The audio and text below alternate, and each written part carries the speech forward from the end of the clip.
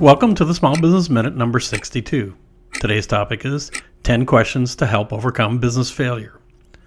Successful entrepreneurs share many things in common: hard work, focus, belief in themselves, hungry for knowledge, and so on. One trait that doesn't get much mention is the ability to accept and overcome failure.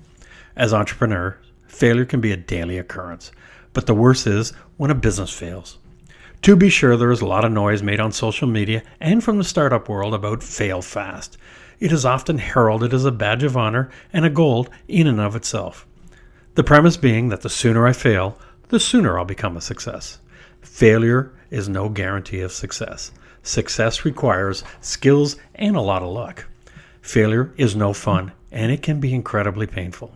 The real meaning of fail fast is to instill the notion that if the business is not performing no matter what you do and has limited chance of becoming profitable, then don't wait a second longer and shut it down. Unfortunately, most individuals hang on far too long, hoping and praying that their situation will improve. They fail to look at the cold hard facts and let their emotions make the decision. They continue to drain their resources long past the point they should, only to end up worse off. Had they listened to that little voice in their head that was telling them that it was time to shut it down, they would have been better off. In many cases, they let their pride and ego get in the way of making the right decision. Pride and ego can be a dangerous duo when it comes to making business decisions. Far too often we have trouble believing we were wrong. Worse still is the fact that we refuse to accept reality because we're afraid of what people will think of us. Guess what? Most people don't care. Once they find out, they'll ask what happened, console you, and then move on. End of story. Failing, whether fast or otherwise, doesn't mean the end of your entrepreneurial aspirations. Much like learning to ride a bicycle, few of us ever did so without falling down a few times. After a few tears, we got back on, tried again, until we got the hang of it. Business is no different, except instead of a scraped knee, business failures hurt your bank account and can shatter your self-confidence. Money can be replaced, but self-confidence can be a lot harder to restore.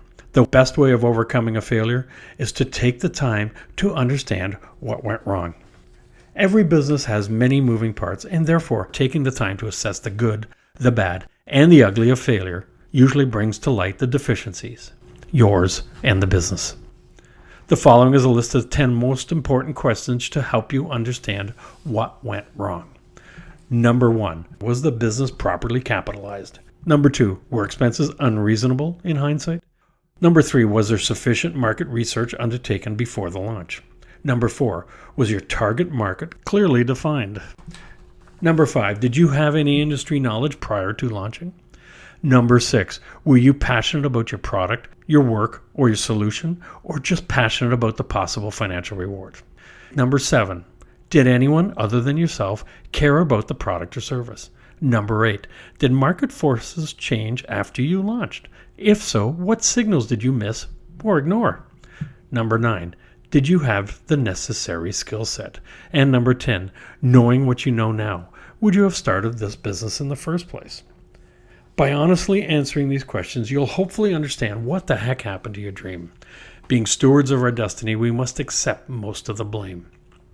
Failure should be a humbling experience that opens us up to learning from our mistakes.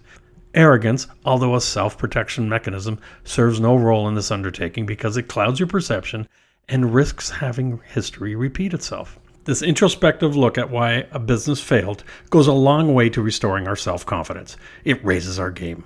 Because if we ever hope to be successful, we must first believe in ourselves and put our failures behind us. It's not how many times we fall down that matters, but how many times we get up and do it better that counts. I'm Greg Weatherden, and this has been your Small Business Minute.